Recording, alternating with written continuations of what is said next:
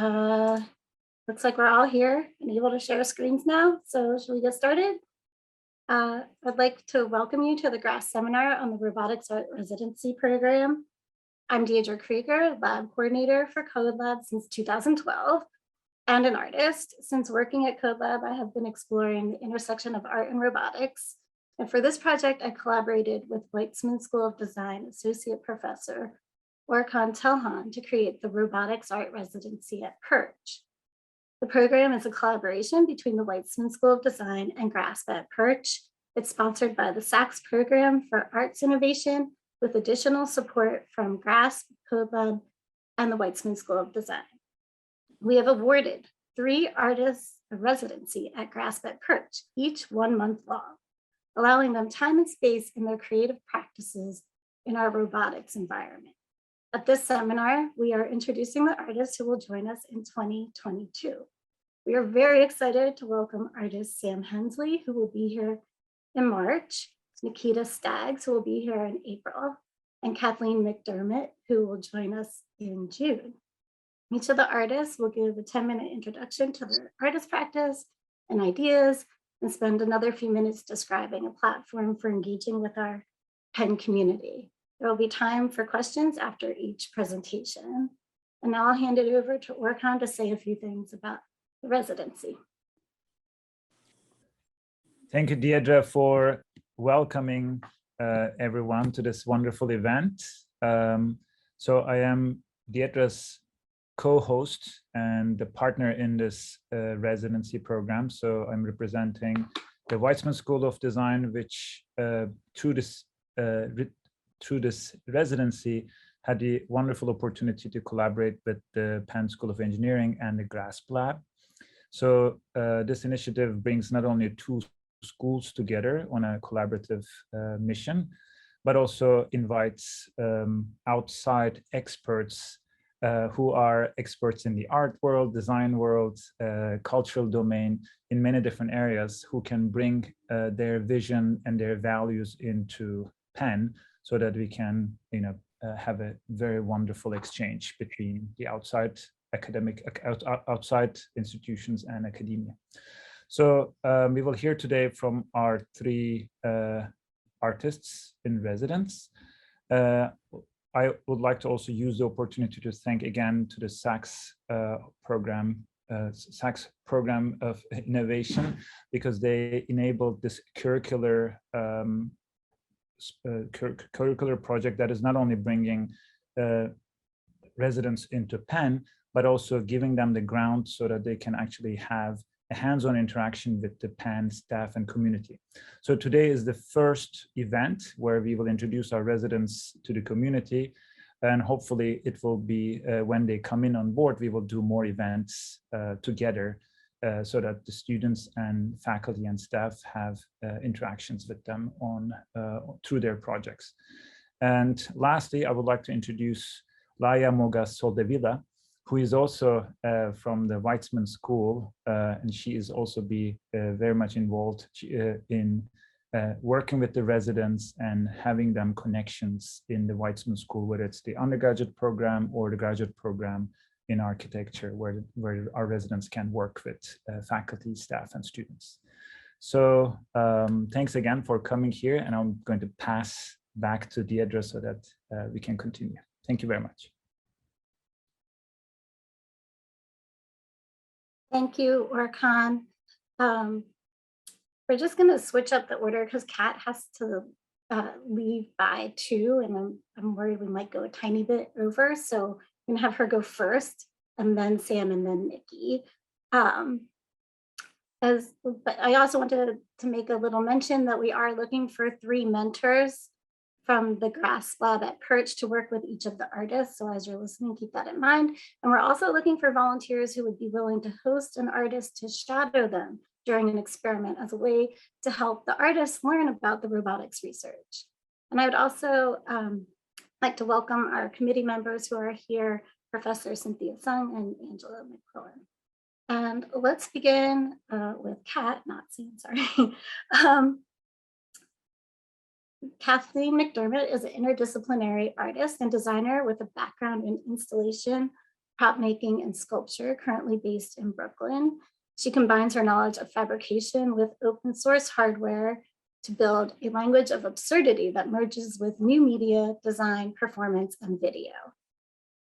Kat received her BFA from Cornell University, MFA in creative media from the City University of Hong Kong, and Ph.D. in electronic arts from Rensselaer Polytechnic Institute. She is currently an industry professor of integrated digital media at NYU Tandon. Her work has been exhibited internationally, including Art Electronica in Linz, Austria, and has been featured in publications such as the Wall Street Journal, Fast Company, and Dezeen.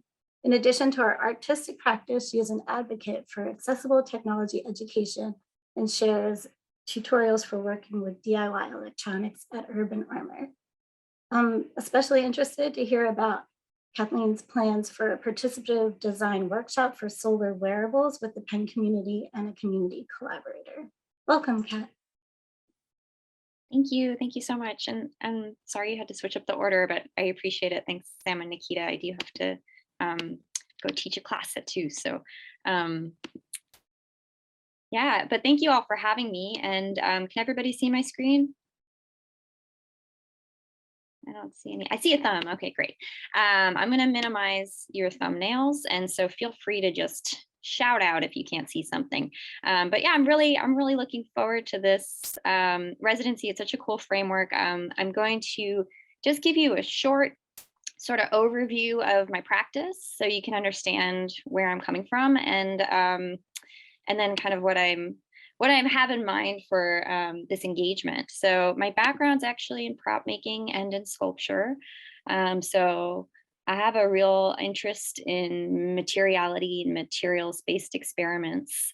But then I did do a grad degree in creative media, and that is where I started to get more interested in electronics, mostly using tools like Arduino. And most of these experiments ended up taking the form of wearables. So this is a scarf that moves in response to pollution. It's a very low resolution GIF, so I have a higher resolution videos than this. But what I became interested in with this experiment and the subsequent experiments was the idea of making things that the wearer cannot control. So the scarf responds automatically to sensors in their environment. And that was something I continued to explore in subsequent iterations, I would say. And all of these I put under the sort of umbrella term of urban armor. So this is another GIF. This is a dress that opens when someone comes too close to it. So I was thinking of these things as sort of like exaggerating a response you might have naturally, making it like hyper visible, or even sort of like outsourcing embodied knowledge or expanding it out into like an automated system. So this is a brooch that has a cinnamon bun inside, and it opens and closes based on how much I am sweating. So as I sweat more, it opens and closes faster. And the idea is the cinnamon bun aroma will waft over those around me. This one produces a cloud of fog based on how much stress the wearer is feeling. So it uses a galvanized skin response, which is often used as a measure of stress. And my thinking with this one was to really take an opposite response to stress management than what we see in commercial wearables, which is often this idea to make people more efficient. Tools like a Fitbit or other sorts of like personal monitors and calendars, right, often take the view of trying to help people schedule their time better, or sort of like fit better into a work culture that might be difficult. So this piece takes the opposite approach in terms of trying to make stress really visible, and also to give the wearer some cover so that she might, exit the situation, sort of thinking of like an old-timey magician. So I'm really interested in absurdity and in like a language of absurdity. Sometimes I think of it as in line with, with public performance. This one moves its arms in response to loud sounds. And this is my most recent one. This is a video, so this is a little bit higher res. It's taking a slightly different language. This isn't part of urban armor, I would say. But in terms of the idea, I'll explain it first. In the idea of these objects, like being able to read information about the environment that may be relevant to the wearer. This one has a decibel meter in the chest, in the front of the wearer. And so this was a recent test that we did in the subway station where I live, Fort Hamilton Parkway in Brooklyn.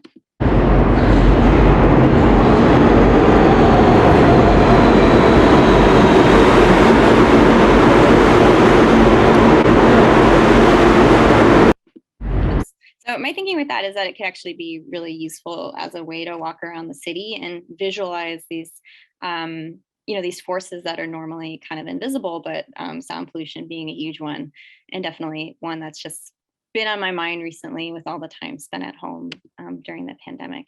So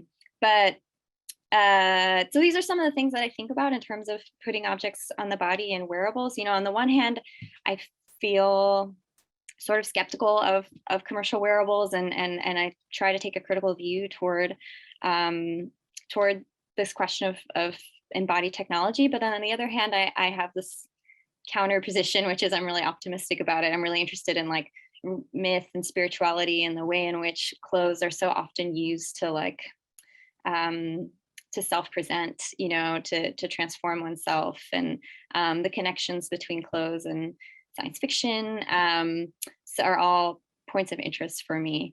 And I'll explain how this relates to robots shortly. Another part of my practice is knowledge sharing. So I really like to share tutorials for things. And again, this is part of some weird parallel reality that I imagine could exist, where everybody's making their own wearable tech and everybody's sort of expressing themselves in that sense. And also because creative technologies are really accessible to artists now, right? But still, I think the point of entry could be even a little more approachable. So I do like to show how I make these things. For example, the dress, and rather than using a linear actuator to make the dress work because it was too heavy and expensive for me at that time, I used deodorant sticks and rotated those with 360 servo motors. And so I still am very interested in sort of wearables, and sometimes I use the term cyborgs, and I extended that to thinking about non-human cyborgs when I made this really simple robot for my plant. I was at a residency in Maine, and I had brought all my houseplants with me in the car. It was like a 9-hour drive. And I really felt like I wished they were getting to spend some time outside. So I just popped them onto a really simple robot that has 2 photocells, light sensors, and it stops in the sun. But what I liked about it was, of course, the video. And as you might have noticed in my prior work, documentation is really important to me. And I really get interested in how these things come alive in videos, much like characters. And so with this video, people tended to think the robot was more complex than it was. And so I got interested in the idea of making a swarm of them. So I first approached that in a workshop format with participants in a gallery where folks were assembling robots from some parts I'd pre-assembled, and then also things we recycled from the site, which was adjacent to a junkyard. And the results were very strange because the sensors were all at different heights. So this is something probably all of the scientists in the room could have predicted without me needing to build it. But nonetheless, I found it interesting. The ultrasonic sensors, for example, were at different heights, and so they effectively couldn't really see each other. And at a certain point, as the light is disappearing, they begin to kind of crash each other out of the light, which you see there. And in a moment, it, I think, slows down. So they sort of seem to be like pushing each other out of the light, which wasn't behavior I was anticipating. I was imagining like a utopic plants collective. So that was back to the drawing board for me, but it also was a useful way for me to think through like what I was hoping to get out of it visually. And, I knew I wanted to make them a little bit more fantastic, to kind of bring to mind this idea of plants, independent mobile plants, on the move. maybe out of necessity, right? Maybe out of desire, just to be mobile. So continuing to like iterate on their form and standardize them. This was a test I did in Prospect Park. Am I doing on time? Okay. This is another GIF, so it's a little bit low res, but this was a pretty chilly day in March. And again, a big part of these for me is kind of engaging with the public often in these unplanned scenarios. But with this one, we got a lot of engagement just from folks coming by and wanting to see what was going on with the little robots, what was driving them. Were they attracted to temperature? Were they attracted to sun? Somebody asked me once if there were turtles under them, which I just really loved as an explanation for how they were working. And also, we had a lot of conversations too about plants and what plants mean to people.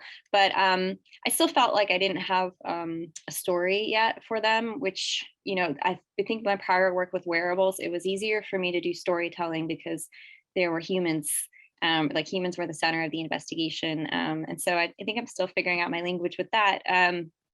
So the next iteration was an installation format. And again, I really wanted them to be outside. I didn't want them to be inside the gallery, but we didn't have the rights to do anything on the sidewalk. So I built a fake construction site. In New York, all the construction sites are in this like green plywood.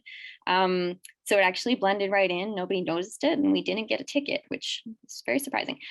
So I made a fake work in progress sign, and inside the construction site, I made this collage sort of simulation for Mars, and the most up-to-date version of the robots, which were meant to be a little more self-sufficient. It's more of a terrarium.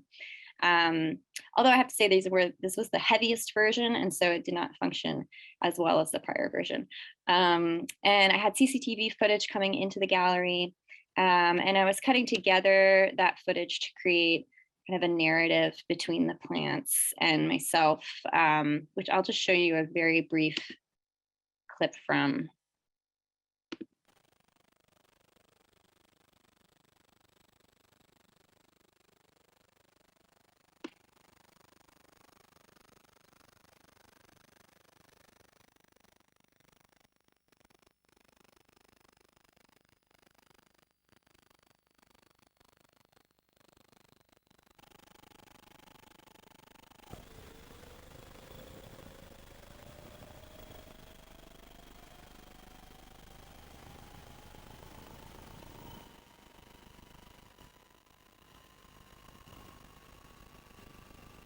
So some of the things I was thinking about were sort of like the role and the role of responsibility between sort of like myself as the person who'd made the robots, and then what their experience might actually be like on Mars. So it's sort of like this extended apology, but this was kind of before the billionaire space race that just went down. So now I'm interested in thinking about it within that context as well. So there's this other character cut in between who's getting radio frequencies. But anyway, so this brings us to what I applied to when I applied to this residency, which I was so interested in when I saw the call, which was to continue to explore this idea of the plant-based robot. But what I would like to consider more is the relationship between the human and the robot. So something that's more putting the human in the position of being a steward of the plant and of its mobility. And again, like I sometimes frame my work in terms of related to art. Sometimes I frame it in terms of speculative design, but thinking of a future where plants do need to be mobile in order to survive, whether that's from a changing climate or a more severe climate, or in extremely dense urban environments where there's more likely to be light wells. This was somewhat inspired actually by a conversation I had with people who run the Times Square Alliance. They briefly considered commissioning me to make sunbots for the Times Square because they can't keep their plants alive because of that exact problem. But it was too populated of an area, and they ended up backing away from it, much to my disappointment. But anyway, thinking through that, one of the things my current plan, but I'm definitely open to this evolving, was to put the power on the person. So the person can be carrying the heavier battery and a solar panel to charge the battery, and plug into the robot and sort of like walk with it and allow the robot to guide them.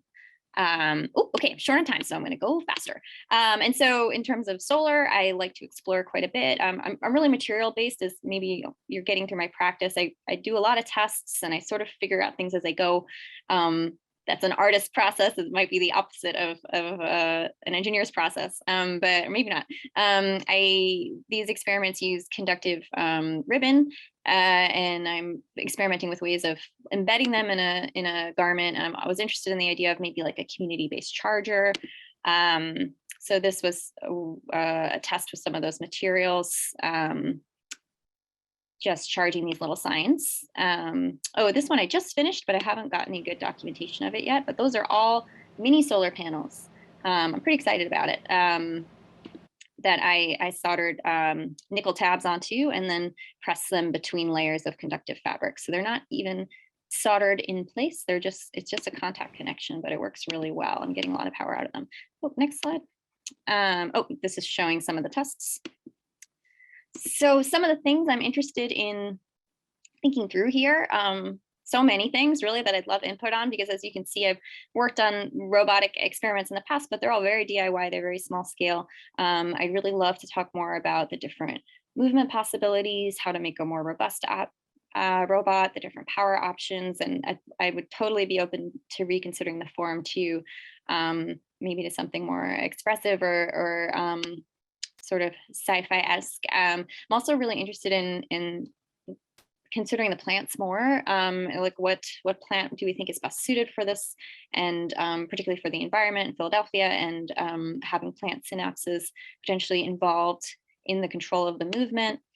And then this idea of community engagement, I really would like to have workshops or co-design convos on the idea of, what's my timer, human power sharing networks as well as mobile plants.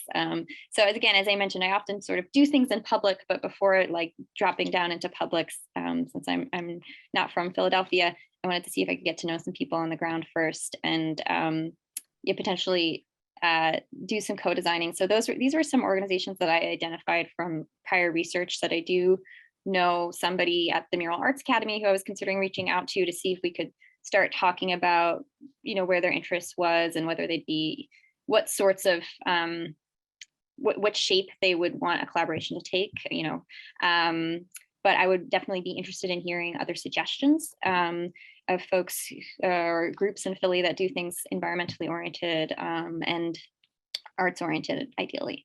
So that's where I'm at. I'll stop sharing. Thank you, Kat. I think we have time for like one question, if there's any out there at the moment. Okay.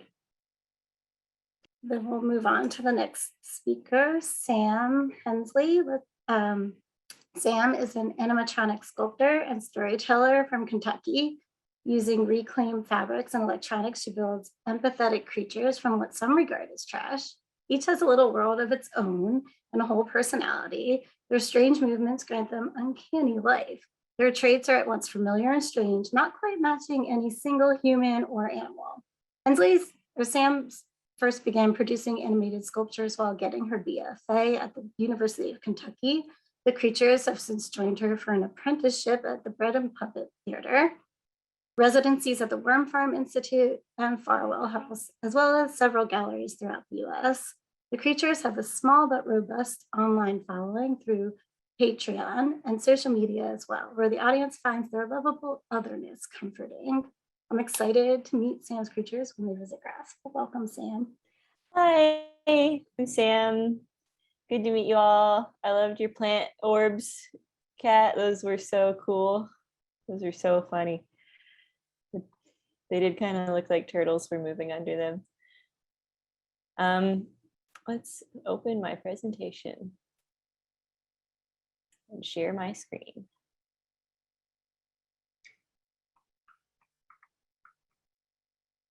All right.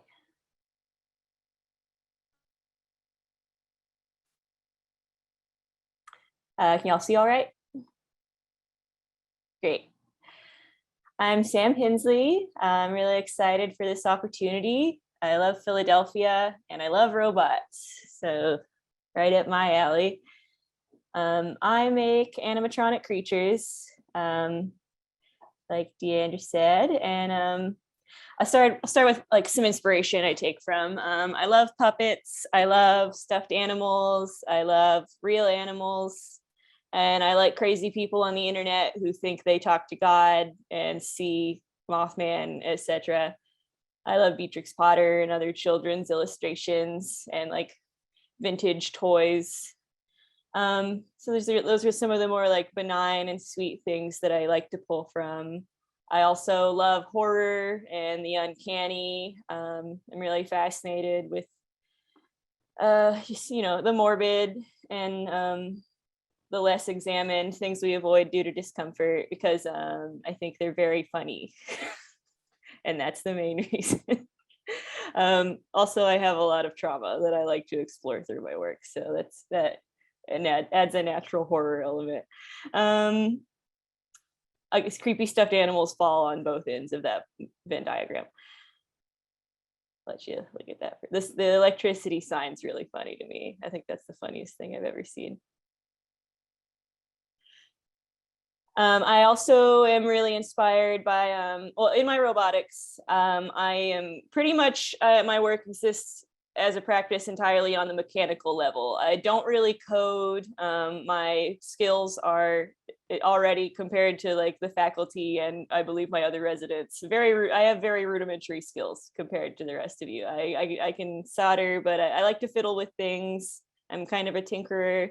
And so I'm very inspired by like early mechanics, especially really funny ones that don't, I mean, these aren't even really, these aren't an electronic, these are wind up operated. But yeah, old automata are really, really funny to me. I'm gonna play you a video of one that I saw early on in this particular body of work that like sent me into a frenzied obsession.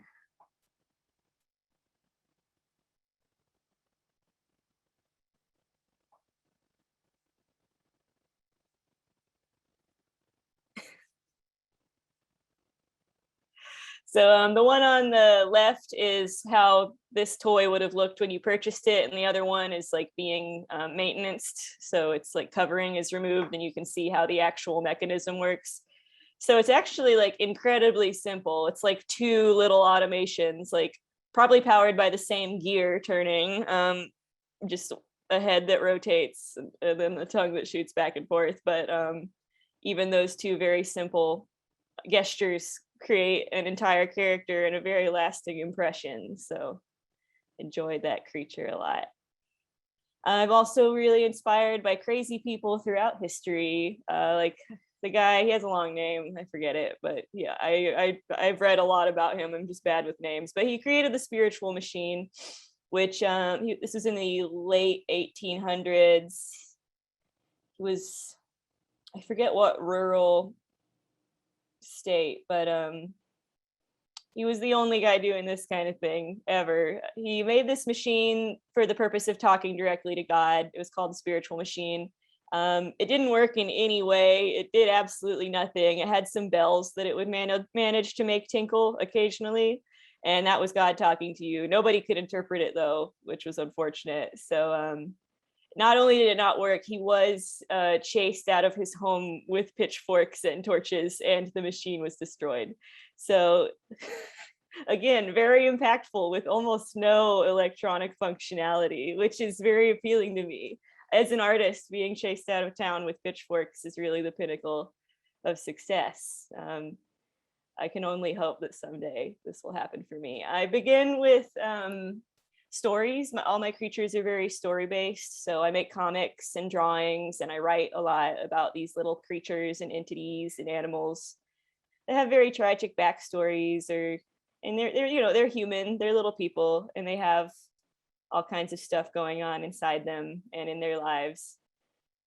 They're absurd and surreal, but they follow like a very human emotional narrative. They have feelings that happen for reasons just like us. And then I will create sculptures of them. Sometimes that happens in the opposite order, and I'll write about a sculpture. But this is a comic, Little Like Yourself. I made a robot of her.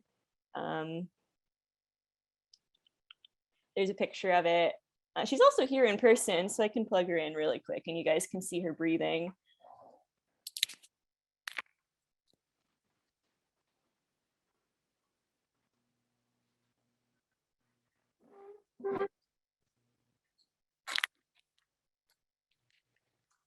It's very subtle, so you gotta look close.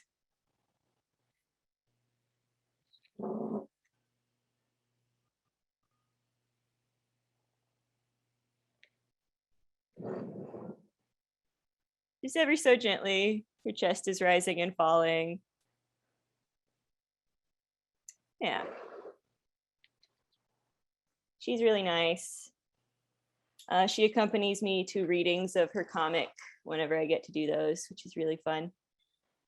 And I would love to do that at UPenn. It'd be a great community engagement. I also do larger sculptures. This is another one that breathes. His name is Boggy the Dream Dog. It'll zoom out so you can see his whole body. He is made out of like all Goodwill fabrics, old socks, an old like Christmas toy, and a motor that I hooked up to some trash that I found in the barn, and some mattress foam. And the motor just turns and is connected to like one little like elbow arm that compresses and decompresses foam so that his chest rises and falls. A different mechanism in Little Like Yourself, but same effect. And some little LEDs that I took off of a tiny Christmas tree because I hate Christmas. And then here's just like a longer excerpt of my last solo show, Welcome to Our Dimension Party, which was a pretty big showcase of all of the critters I had done at that time.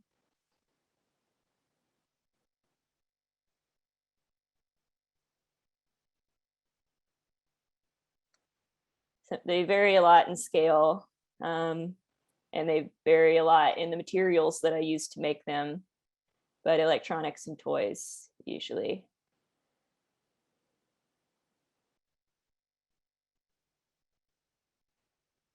That's Gut Baby. I should be naming them while this happens.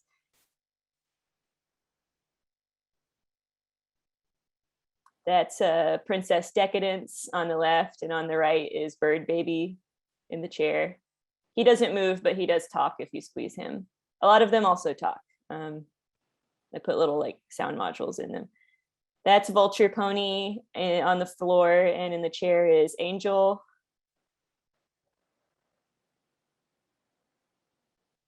She's motion activated. Her tail flips around if you walk past her.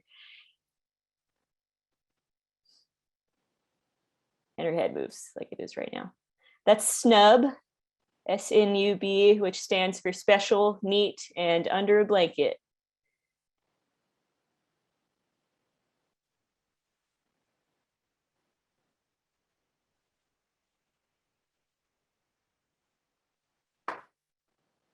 And that is, oh, what is her name? It's been so long since I made that one. She's an old one. Miss Simple Goodness. That's Miss Simple Goodness. She loves Craigslist. It's her favorite hobby, reading Craigslist. She was really sad when they removed the personals. She breathes and lowers and raises her head. Yeah, some of them are motion activated, some are touch response, and some of them just go continuously while they're plugged in. People really like to interact with them. Every time I would come into this show at the end of the day to like clean up and just make sure they were all operating right, they would be moved around because people would pick them up and carry them around the show while they looked at it, which is crazy. And everybody has interactive art, and you go in and nobody touched it. And then I make art that's delicate and breakable, and everybody's just, it's their Cabbage Patch Kid all of a sudden, which is great because I want people to interact with them, but it was very surprising. I didn't expect people to touch them, and they touch them a lot, I guess because they're very toy-like.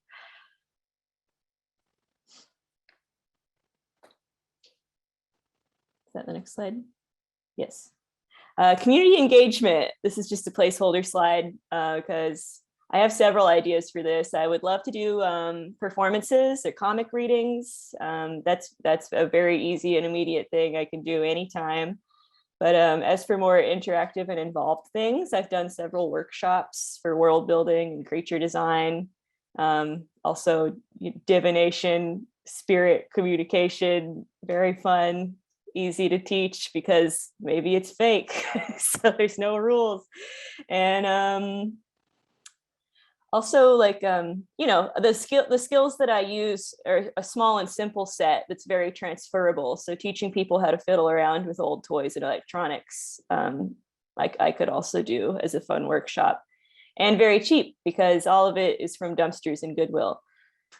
I love interactive performances. Let's see, I think I included some stills here.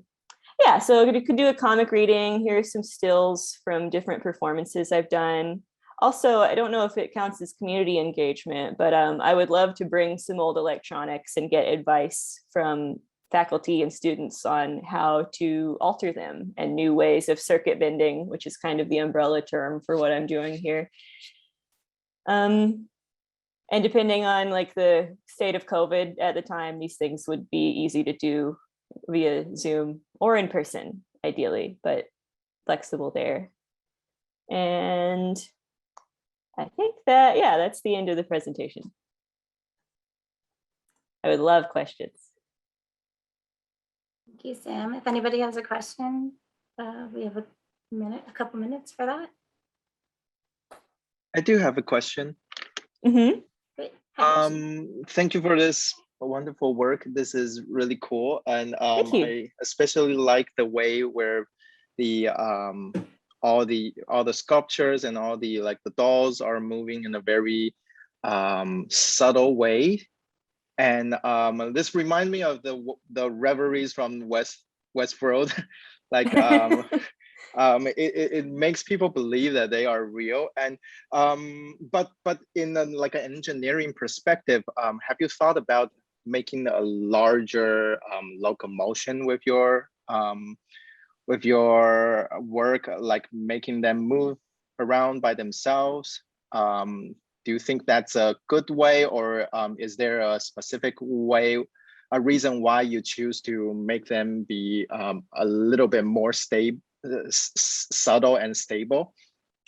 Yeah, I'm very open to larger movements. I do think the subtleness of the movement is nice for this particular body of work because it makes them kind of feeble and sweet and unthreatening, which I really like. I do have a few that can walk around that I didn't include in this particular, except Vulture Pony. He can walk around a little bit. And for a gallery environment, having them kind of static is nice, so nobody like trips on them or anything. But I would be completely open to really any kind of new locomotion or gesture that I could learn while I'm at UPenn. I think I could anthropomorphize anything on Earth. So I'm entirely open to ideas. That's awesome. Thank you. Thank you, Sam.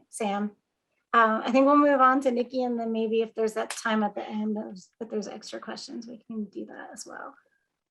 Nikita Staggs is an artist, researcher, and product designer from Nashville. She graduated from Tennessee State University with a bachelor's degree in communications with a concentration in theater. While in college, she built props and set pieces for a local haunted attraction. This sparked Nikita's interest in art and technology, and after graduation, she took classes in physics, calculus, and 3D design. She adds technical elements to her designs, creates innovative pieces that combine art, science, and imagination. Nikki has exhibited her artwork across Tennessee, Kentucky, and New York. She is a professional actress and has performed with the Nashville Children's Theater, Street Theater, Pipeline Collective, Birmingham Children's Theater, and toured with the Tennessee Theater Company. Between performances, Nikki works as an educator, teaching theater and visual arts to children grades K through 12. I'm looking forward to seeing how research at GRASS will inspire Nikki's ideas for a hexagon-shaped eco smart pod. Welcome, Nikki. Hi, thank you so much. So yeah, here in Nashville, I do a lot of theater, and when I'm not on stage or backstage wrangling actors and props, I like to build the props and design set pieces and stuff like that. And I'm always trying to incorporate technology and engineering into what I do. And so let's see, let me get my screen sharing going here, guys.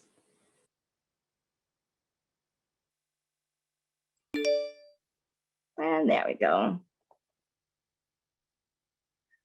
So I'm just going to show you a quick few images. Let's see. I think I'll start with this one. So this was a model hand that I sculpted using polymer resin and fiber optics that I wanted to make so that it kind of would illuminate. Ideally, I am still working on it being touch censored so that you touch the finger like finger to finger and the lights come on and it just lights up the fingertips.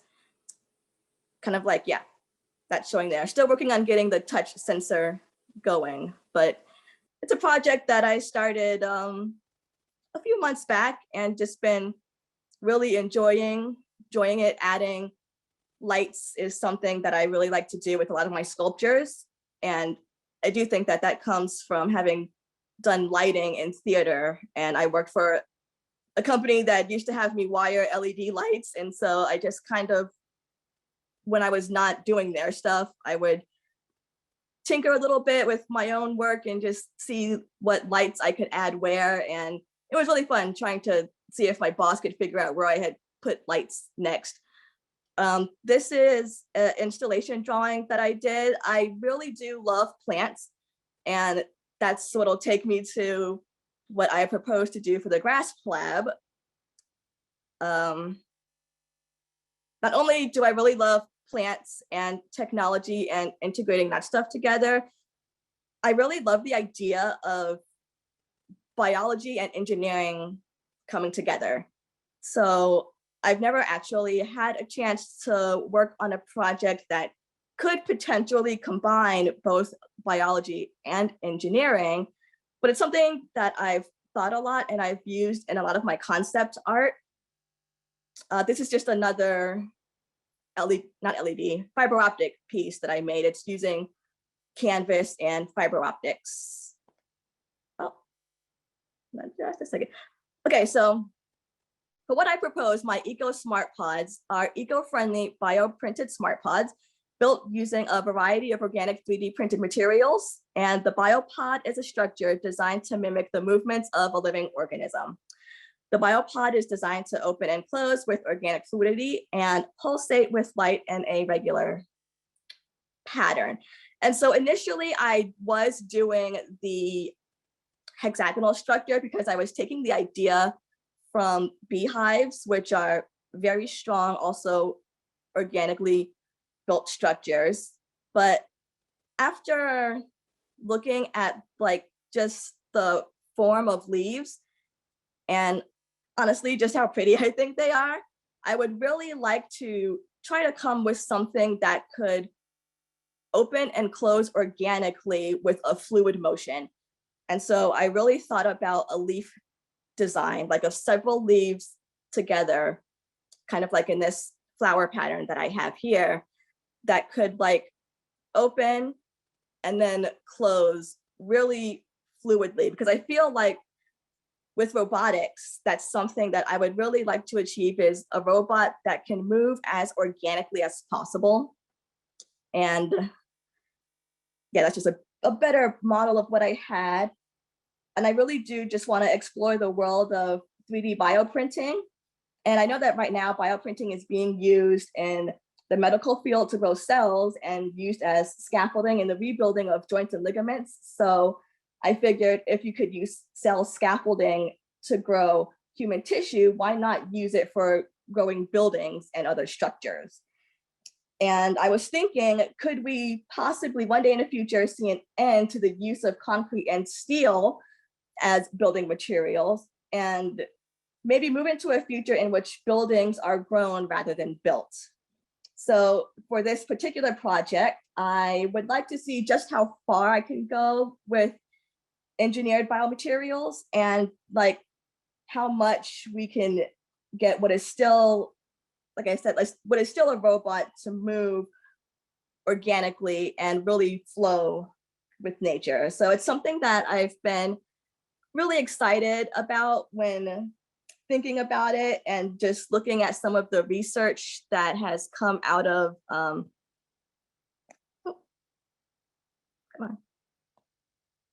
looking at some of the research that has come out of like MIT with using bioprinted materials. It's been really fascinating because you can get these organic materials that can be either very rigid, more like bone structure, or that are really soft and pliable, more like a gel. And so I think it would be really interesting to start to see just how much can be done when you put these materials together, and can they interface with robotics? And if so, how much can they interface with robotics? Like how far could we possibly go with it? And it's going to be a huge learning process from there. So I'm really excited and thrilled to get to work on it.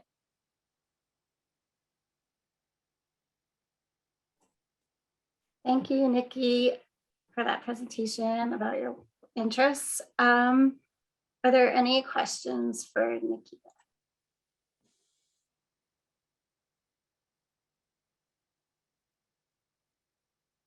Are there any Yeah, questions? Oh, I do sorry. have Go a ahead, Weishi. question again. You mentioned something about organic motion, and this is a very cool question because when people think about like robots, they think about they moving like slowly or like stably, or they have a prior like knowledge of how a robot will move. And when us engineering are designing the locomotion of the robot, we don't really care how people see they move. And we just care to set them safely to from A to B. And so when you talked about organic motion, what do you have in mind? How do you think a robot should have an organic motion? So something that is really fluid and not so much of like the rigidity that you get in robotic movements that we have now. Like if you could get a robot that could simulate the opening of a flower that really looks like a flower coming into bloom, like that curvature, I guess, adding curvature and fluidity to it, as opposed to very structured linear movements. Does that help? Yes, yes, I see. Okay, thank you.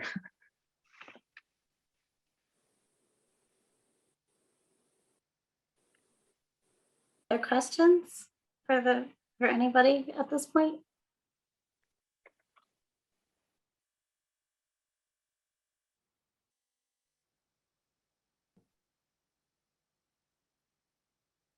It looks like Daniel has a question. Is that what the Oh, hand he has his emoji hand means? up. I was like, this is unusual.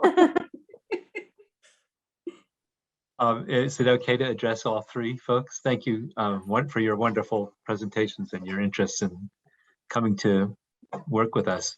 If it would be great to get some sense of what you would like to come away with. What would a successful interaction look like? Maybe just a couple sentences for each of you so we can just think that through, digest that, and think about how to do a better job of meeting you and engaging you. Thank you so much for coming and presenting to us. I can go first.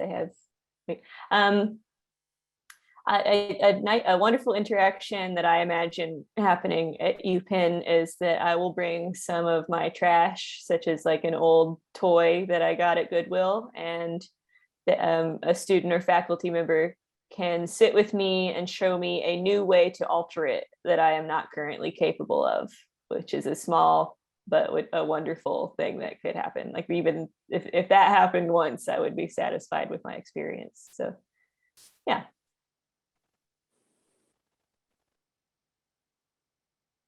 That sounds good. I can go next. So if I can get a leaf pod design that opens like this and not like that, and if I can get it to pulsate with light in a regular respirating pattern, I will be thrilled. I would also be very thrilled if I can learn like exactly what kind of materials Penn State has the capability of 3D printing. That would be fantastic. Okay. Yeah, I'd love to have conversations with folks. I mean, I'd really like to know how you think about your work conceptually, and like to learn a little bit more about how you all frame what you do, and like how you think about human robot interaction, and whether you read sci-fi or whether that's taboo in the world of people who actually make robots. So I'm sort of interested in, like in what informs your thoughts. And then, yeah, I also would love technical input, because yeah, I've built a fair amount of crappy robots. So I would love to hear some input on like how to make a more efficient robot or a more stable robot. And definitely, like I love Nikita and Sam are looking at way more interesting types of movement, I think, than my robots are just using wheels. So I would love to just think about different types of like mobility. Yeah, that's it.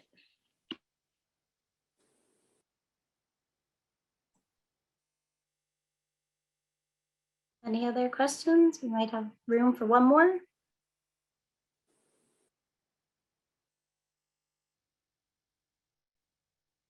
I don't have a question, but I just want to make a comment that Dan's job title is science fiction writer. So I don't know if we read science fiction, but we write it.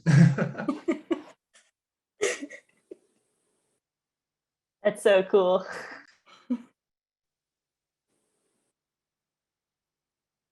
Well, thank you, Sam, Nikki, and Kat for presenting and sharing your ideas, and GRASS community and School of Design for listening in. And thank you for our committee and to Charity Peen for helping set up this workshop. I would like to remind everybody we're still looking for 3 mentors, and if you're interested, please email artres@cs.upenn.edu to express interest. But thank you, and we'll talk soon.